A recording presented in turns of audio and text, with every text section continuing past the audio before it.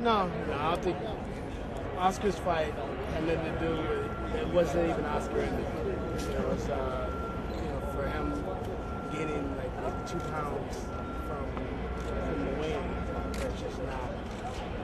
It just doesn't happen, especially for his height. I can see if he was fighting at 160 and he went to 162. But if fighting at 45, 47, or 45, So it wasn't the opponent, it was the weight thing? I think it was the weight thing, but you can't take any credit away from Manny. Manny fought a great fight. I mean, it's not his fault that Oscar had the complications. So. You said you've been training already?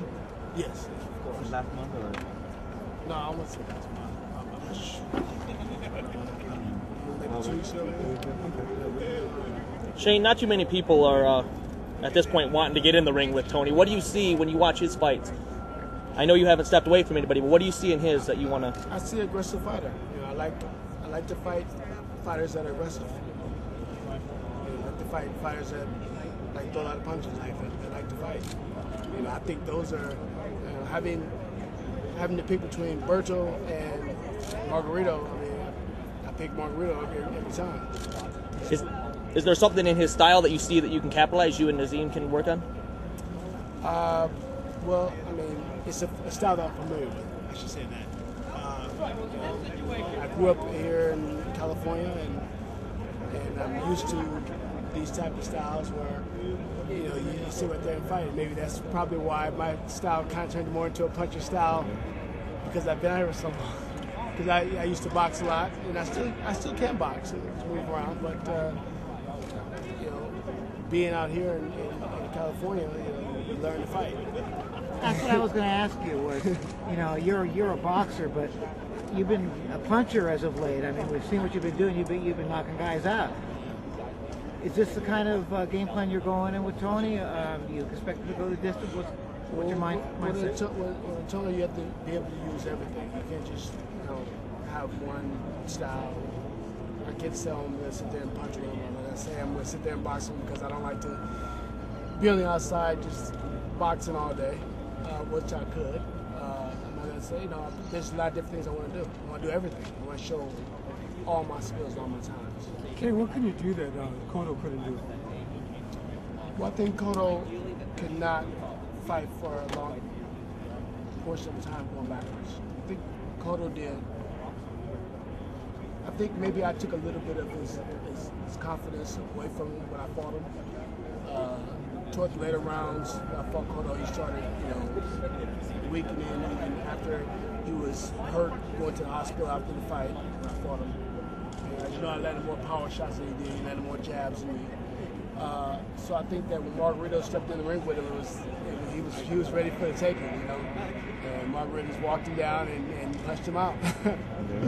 Can you learn new tricks at your age, this point of your career? I mean, you brought Nazim, but can you really change much at this point? You really can't change much, but you can reinvent or recreate the things that you already learned. So if you learned a lot of different things, you have a lot of different tools and weapons and stuff in your arsenal. You just don't use them. But somebody can trigger those different weapons that you have. So it's not about learning different things, because I've learned a whole lot in my fight career. It's about triggering it.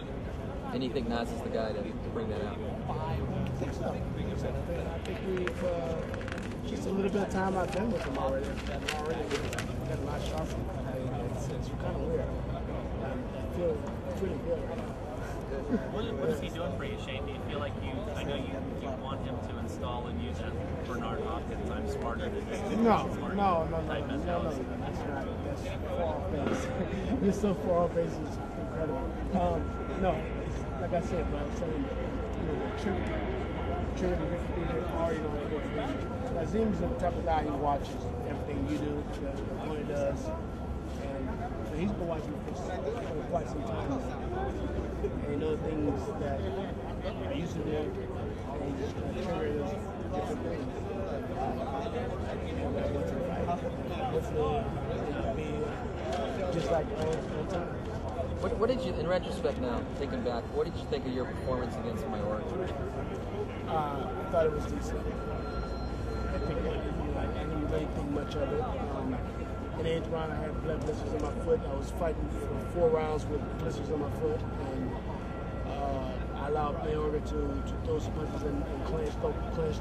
He's not bigger than me. He's trying to use everything he could his way, but when he did, start fighting me in the 12th round, that's what happened. He got caught. He started fighting before he got caught, and the fight was over. Because some people are going to look and say, well, Shane didn't look so great against Mayorga. Now he's going to step up and fight Margarito. They're going to go, how can he possibly win? Totally different type of fight. Mayorga throws punches from different angles. Mayorga's going to be probably like 10 pounds heavier than Margarito. He's like 170, 171. Basically, I fought out of my weight class. You know, and I was fighting a bigger guy and knocked somebody out that big. He was big. He's about that big. It's very remarkable. And the shots that he was throwing, he was some shots in there, some shots in there. He came in pretty good shape.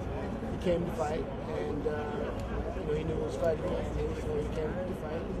So he fought pretty good. I mean, I just didn't fight who I should. There was, like I said, sometimes there's complications, and I know better not to have that complication again. Hey Shane, your body shots have always served you well. Tony's a murderous body puncher. How do you plan on nullifying that or dealing with that? Well, I mean, I always tell people I have probably a thicker coat than Cotto does. I mean, I can take probably more punishment than Cotto can and come back with my own. Because I'm physically strong. People don't really understand and really know. They think that I'm just whatever. But if you notice, I fought a lot of big guys. Winky walks around big. Vargas 220 or whatever, just walks around big. Nice. I mean, Vernon's pretty big. Mayorga is big. So these guys, these are some big guys that I jump in the ring with naturally. And so even my small partners are pretty big. They are not under 170, they're 180, I think, right now. So. And it's not because I choose to have them that big, it's just as, they fight. This guy's like the smallest guy you've fought in a while. This is the smallest guy I've fought in a while. He's going to throw more punches, but he's the smallest guy. So I'm not really worried about punching power or anything. I'm just, we just got to keep our punch production up and fight. It's going to be great. He doesn't like to clinch too much, So we're going to be in a good fight. Shane, one of the thoughts that I think probably crossed all of our minds